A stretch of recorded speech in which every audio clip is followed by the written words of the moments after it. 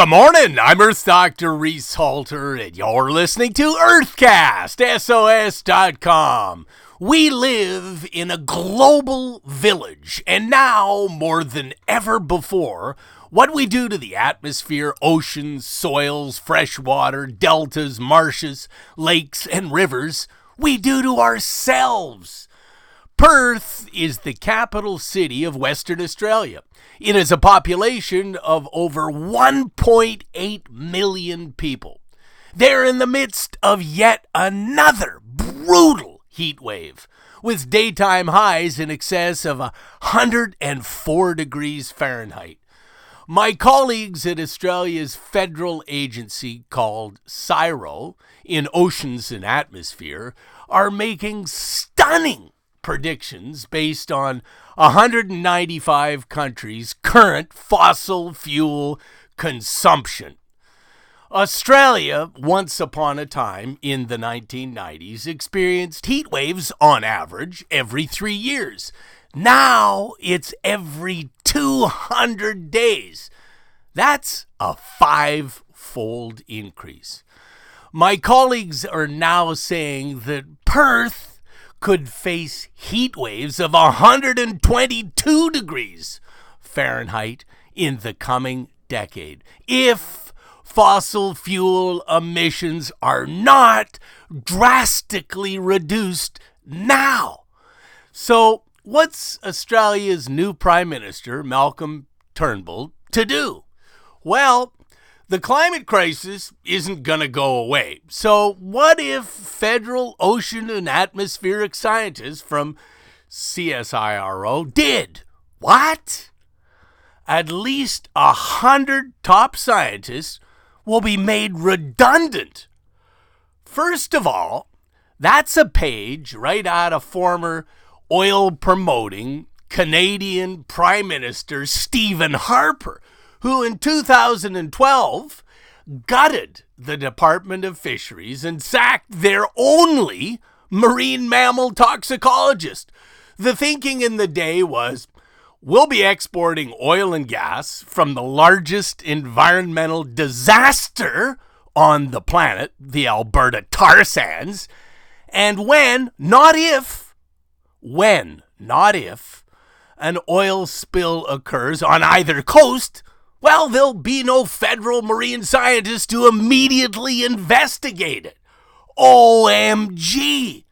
You'd think that since Australia is such an important agricultural player with more than 135,000 farmers that produce enough food to feed 80 million people overseas, and that they support an export market valued at more than 41 billion Australian dollars per annum, Prime Minister Malcolm Turnbull and his coalition government would embrace climate, atmosphere, ocean scientists, at least because they provide forecasts for the farmers. Nope. 24 weather stations across regional Australia will no longer have people.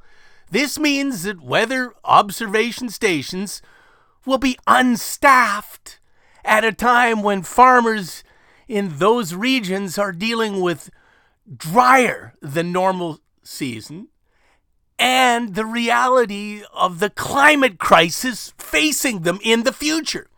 Instead, Turnbull's government is still promoting subsidized climate-altering coal, which in Queensland is destroying the Great Barrier Reef, the largest reef on the globe.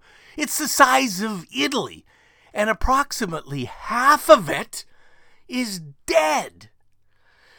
It's home to at least 1 million species of life, including 1,500 kinds of fish, 134 species of sharks and rays, critically endangered dugongs, sea turtles, and at least as many as 30 species of whales, dolphins, and porpoises.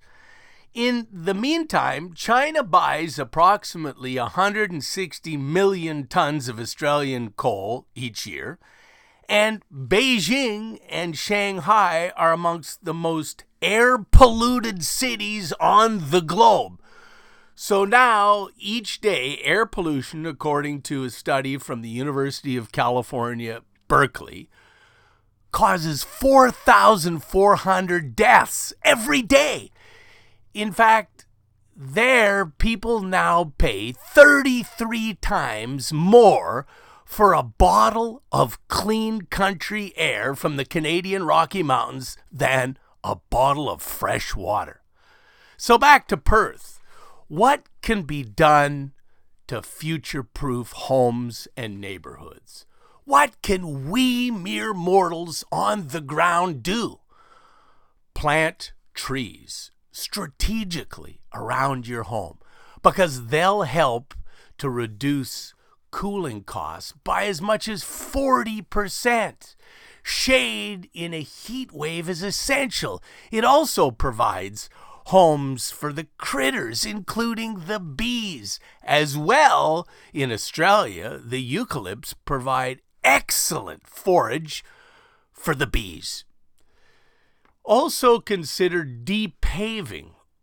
Remove the concrete and bitumen, or asphalt as we call it here in America, around your home because it's a heat attractor or sink. Instead, again, plant native vegetation because when it does rain, that runoff will be local and it'll be absorbed into the earth. Shame on the G20 nations for firing scientists, atmospheric and oceanic experts. Each of us are required to lend a helping hand. Please drive less, carpool when you can, and bike or walk more. Hashtag love nature. Hashtag love is the solution. Earthcast SOS depends upon you, the listener, for this information. Please visit drreese.com, D-R-Reese, R-E-E-S-E.com, drreese.com, and make it happen by clicking on the donate button. Or pick yourself up any number of cool books on bees, trees, and seas. Just do it. drreese.com. I'm Earth Doctor Reese Halter, reminding you to protect our planet.